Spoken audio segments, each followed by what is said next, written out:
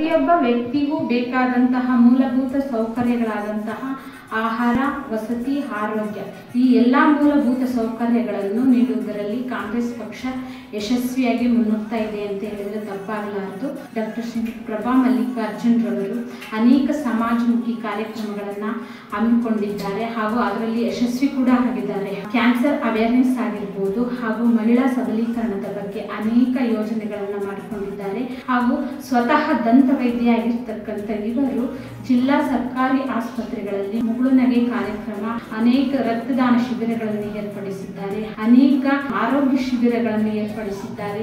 ಈ ಬಾರಿ ಚುನಾವಣೆಯಲ್ಲಿ ನಮ್ಮ ಅಮೂಲ್ಯ ಮತಗಳನ್ನು ನೀಡಿ ಅವರನ್ನು ಬಹುಮತಗಳನ್ನು ಗೆಲ್ಲಿಸಬೇಕು ಅಂತೇಳಿ ತಮ್ಮಲ್ಲಿ ವಿನಂತಿಸಿಕೊಳ್ಳುತ್ತೇನೆ.